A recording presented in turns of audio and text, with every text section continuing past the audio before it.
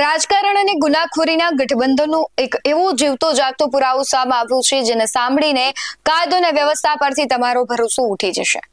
જામનગર ભાજપના ward number 10ના મહિલા corporator Manjuben બામણિયાનો પુત્ર જેના પર ખૂનની કોશિશ અને મારામારી સહિતના એક બે નહીં પરંતુ પૂરા 19 ગુનાઓ નોંધાયેલા છે।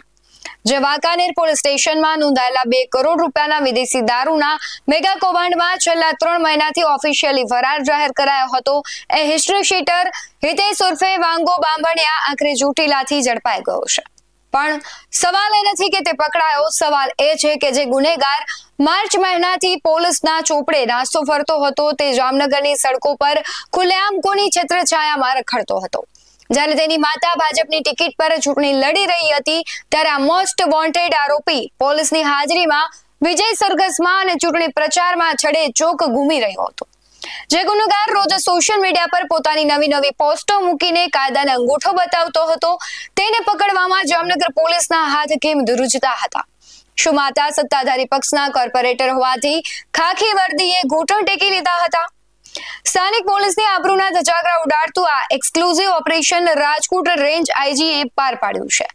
નમસ્કાર, ગુજરાત BS9 TV ન્યૂઝમાં આપની સાથે હું છું ભગવતી વિશાવડિયા। સૌરાષ્ટ્રના ગુનાહિત ઇતિહાસ અને રાજકીય વગનો આ ખુલ્લો ખેલ હવે જનતાની સામે આવી ચૂક્યો છે। વાંકાનેર તાલુકા પોલીસ સ્ટેશનમાં નોંધાયેલા કરોડો રૂપિયાના પ્રોહિબિશનના ગુનામાં જે આરોપીની પોલીસ માર્ચ મહિનાથી શોધખોળ કરી રહી હોવાના દાવા કરતી હતી તે હિતેશ ઉર્ફે વાંગો બામણિયા આખરે રાજકોટ રેન્જની ટીમના હાથે ચોટીલાથી પકડાયો છે। પકડાયેલો આરોપી જામનગર ભાજપના વોર્ડ નંબર 10ના સત્તાધારી કોર્પોરેટર મંજુબેન બામણિયાનો સગો પુત્ર છે જેના પર ખૂન અને હાફ મર્ડર જેવા ગંભીર 19 જેટલા ગુનાઓ અગાઉથી જ નોંધાયેલા છે। પરંતુ ચોંકાવનારી બાબત અહીંયા એ છે કે આટલો મોટો હિસ્ટ્રી શીટર હોવા છતાં અને કરોડો રૂપિયાના દારૂના કેસમાં વોન્ટેડ હોવા છતાં જામનગરમાં સરેઆમ કાયદાના લીરા ઉડાવી રહ્યો। સૂત્રો પાસેથી મળતી વિગતો અનુસાર જો વાત કરીએ તો આરોપી કાગળ પર ફરતો હતો પણ અસલી જિંદગીમાં તો તે નેતાઓ અને પોલીસની વચ્ચે જ ફરતો હતો। માતાના ચૂંટણી પ્રચારથી લઈને વિજય સરઘસ સુધી તે સોશિયલ મીડિયા પર લાઈવ અપડેટ્સ આપતો હતો। આ ઘટનાએ જામનગર પોલીસની કામગીરી સામે બહુ મોટો સવાલ ઉભો કર્યો છે કે જે ગુનેગાર સામાન્ય જનતાને સોશિયલ મીડિયા પર રોજ દેખાતો હતો તે સ્થાનિક પોલીસને કેમ ન દેખાયો?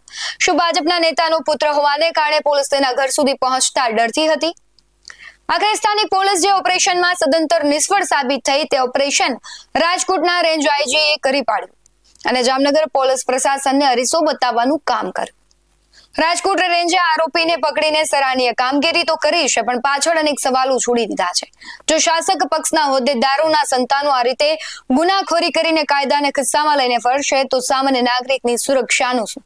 આ મામલે હવે વિરોધ પક્ષ પણ આક્રમક બને તેવી પૂરી સંભાવના છે। હવે જોવાનું રહેશે કે 19 ગુનાના આ આકાને જેલ ભેગા કર્યા પછી જામનગરના તેને આશરો આપનારા સ્થાનિક મદદગારો સામે કોઈ એક્શન લેવાય છે કે કેમ?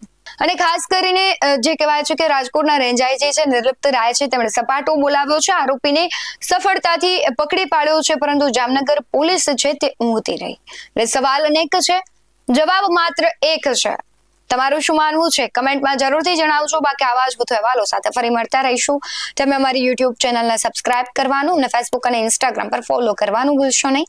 બાકી નવી અપડેટ્સ મેળવવા માટે આપ જોતા રહો BS9 TV ન્યૂઝ। નમસ્કાર।